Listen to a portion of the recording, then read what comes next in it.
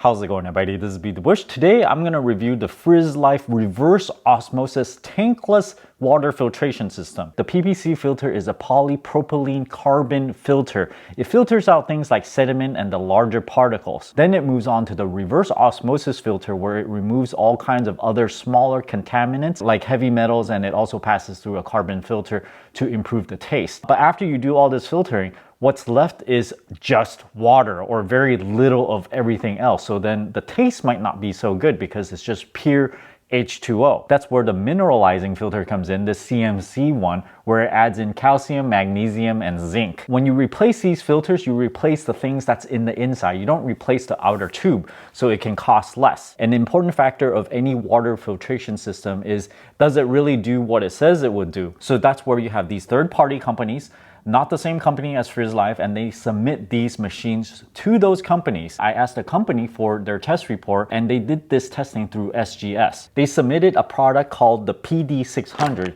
It's not the same thing as this one, which is the M800 model number. However, the company submitted a whole bunch of different models by way of similarity of the construction.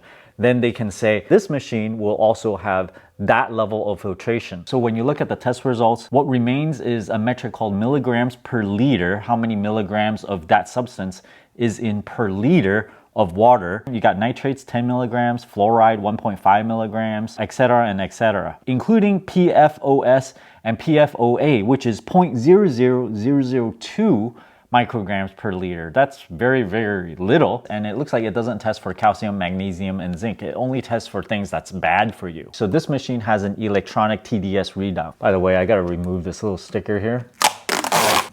And there's a battery inside, and it only turns on when you push it so that you can see the TDS reading and also see if any of the filters needs replacement. The PPC and the remineralization filter lasts 1 year, and the reverse osmosis lasts 2 years. And you might wonder how often you have to charge this thing because it's electronic. On the top there's a charging port, but this readout is not used that often, so it's not like it's using a motor to pump the water or anything. So it's gonna last quite a long time. Although it does have a battery, this water filter will work without power. That's because it uses water pressure to push all that water out of the water filter. I'm gonna quickly unbox it, and then I'm gonna describe an overview of how to install this.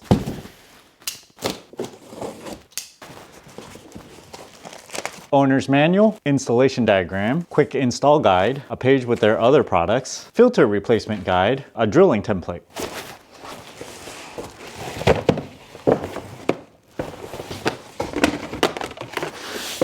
Nothing else at the bottom. This is a pretty large filter. Interestingly, I accidentally touched it and turned it on, but it powers off on itself. Includes 2 sets of tubes, stainless steel water faucet, and it's in this little baggie. This fixture on its own is quite heavy, and some screws to lock it in place. Here are the accessories. This includes a plastic wrench, another larger wrench to open up the filters. This is the kind where it's a large strap, a clamp, and a bunch of installation hardware. Interesting how these filters are specified in terms of lifetime of number of months rather than the number of gallons flowing through. Let me remove one of them. Here's the interface part of the filter. There's nothing you can twist or open at the bottom. It's just one straight tube. The RO one is similar. Nothing at the bottom. PPC, similar. Nothing at the bottom. Let's open one of these to see the filter inside. Put it over. This kind of grips it, and use this other tool on here. Twist it open. So the outer container of this thing is this plastic that's pretty thick. And this is because working pressure is up to 100 PSI. So the full pressure of your water can go inside this and it's not gonna pop it. Here's the PPC filter. It pushes out from the center through the side, and from the side it goes in here and comes back out through this hole, and also on the other side, the other hole here. Here's a RO filter, is this blue cylinder thing, and there's this outer cap on it. The water goes in here, and it looks like it flows from the top to the bottom. From the bottom you can see all these little tiny sheets, and all the water is flowing through all of those membranes. This is the remineralizing filter. If I pull off the top, water goes in there, and it flows through a bunch of membranes where it adds the minerals, comes out through the top surface over here, and from there it flows to the outer wall here. So you can see the seals here separates those. First, you need some water and you tap this out of your cold water tap, and there's this T connector here. In case your water pipes are 1/2 inch, it goes from 1/2 inch to 3/8, and then from this 3/8 inch, you can go back to 1/2 inch. So whatever that was connecting at 1/2 inch can go straight through. If your water line is 3/8 inch, you can just use this T here. Now this T, you tap the water line out of here, and this goes into the side of this filter where this red button is. At the top, there's a filtered water output and also a wastewater output. There's a 4:1 ratio, which is pretty darn good for reverse osmosis. Many times they're 2:1. So let's say every 4 liters of filtered water, there's 1 liter of wastewater that goes out. From the filtered water, you use this hose, and there's no complicated connection or anything. You just use the included razor to cut it straight. And you remove that, remove the plug these hoses straight in, and then you use these blue clips to push that right in, and that's done. There's no tools needed to connect there. From the other end of this hose, you go to the faucet. The faucet will need a hole somewhere, either on your countertop or on your sink. This screws just right in with your hands. You don't need any special tools or anything. It'll be tight enough. You use one of these straight connectors. You just push it in, and then if you pull it back out, it just doesn't come out. But you can lock it further with this little blue clip over here. If you want to remove it, you just push it in on the top piece, and then you can pull it right out. So again, no complicated tools needed. And then on this side, you just kind of push it in, put in the clip. So that's the filtered water side. You do the same thing with the red line. This is the wastewater line. Again, pull that clip off, push this in all the way, and then put one of these tiny blue clips back in. The wastewater then goes to a drain saddle, which is this thing. This requires you to drill a hole into the drain. It's usually this plastic pipe, and you drill it from the side over here. It's a 1/4 inch drill bit. Again, no special tools needed.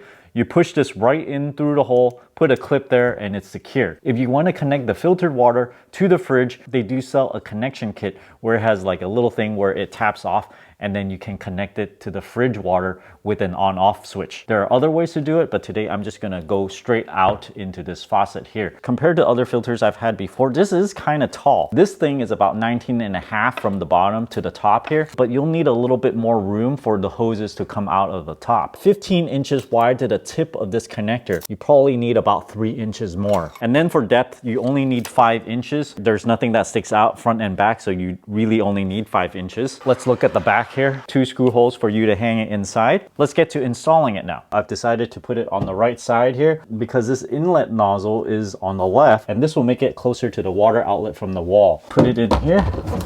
It does fit. However, we don't want it sitting on the floor because we need to twist these out, and it needs about 2 inches of clearance. So it needs to be mounted a little bit higher, like right there. That's my cold water. That's the hot water. I already turned it off.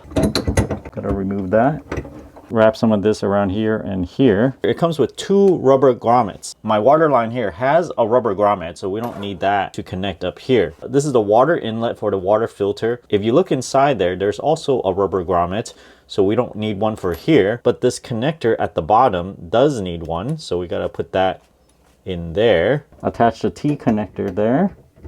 Reconnect the water and tighten with a wrench. I have this little box for the touch controller for my faucet, so that's why there's extra wires hanging here. And put in the included hose to that T. Again, tighten it in there.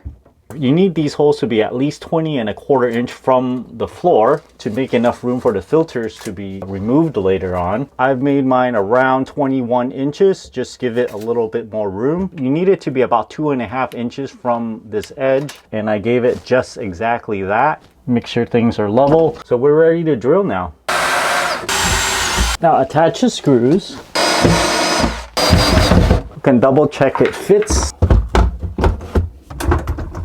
Now we know that fits. We can take it off again. So it's a little bit easier to work with like this. Remove the red cap, put the sealing tape on. Now attach an inlet. This is the hole to my sink. It's quite an old sink, so it doesn't look that nice. Here's the faucet. Make sure you have this piece and also a rubber grommet underneath. Then you just plop it right in here. I'm looking at this from underneath the sink. Here is the spout that went through that hole. All we have to do is put in this grommet and also this nut that you can twist in just by hand. Now we go back up. Make sure this is facing the right way. We go back down here and we tighten. Just by hand is fine, and that's done. Bring another blue clip with us. Then we push this connector right in. pull that little flap up and insert this blue tab with the flat side towards the camera right there. And now it's locked into place. If I pull this tubing taut, it'll reach right here, and I got quite a bit of tubing left. So I need to cut this. It comes included with a little razor blade. I'm gonna give it like 8 inches extra. Cut it straight down, like so. Remove this tab, remove the plug, fit this tubing in all the way. Just push it and pull that tab up and put in another one of those clips. Now we need to add this clip for the drain water. Instead of putting it right here, I'd rather put it in the straight piece that's a little higher up. That way any kind of water that comes in here will fall down. And let me open this up. Here's a sealing foam sticker. We just apply it right there. Remove the sticky backing. And then this fits right over the pipe. I'll just put a 1/4 inch hole right there. Here's a 1/4 inch drill bit. I'm gonna double check that it does fit. Yep, there we go. Make sure it only goes through one side. Fit that right over that hole. Put the backing piece in, put the nuts in, push in the red drain hose about 1 1/4 inch. Then fit the blue tab there to lock it in place. Again, I'll give this one about 8 inches extra length. Remove that tab and the plug. Push the drain hose in all the way and put in another blue tab. Let's turn it on. Making a bunch of swishing noises, filling up with water. Push both buttons. There you go, it's on. Initiate the flush. Make sure that that is not leaking. It sounds like a bunch of water is going through. It's flushing it. That was about 20 seconds or so and it finished flushing. Let's see if this works up here.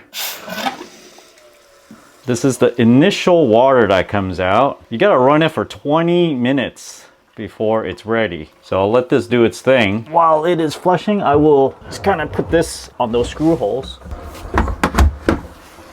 There we have it. It's in there now. It's been running for about 5 minutes. Looks a little dark still. At 30 seconds, I'll start it for 8 seconds. Right there. 1, 2, 7, 8. And we have about 10 ounces. Pretty decent rate in terms of filtration. There you have it, filtered reverse osmosis water with minerals added back in. If you guys are interested in getting this M800 water filter, check out my affiliate link down in the video description below. Thanks for watching this video. Until next time.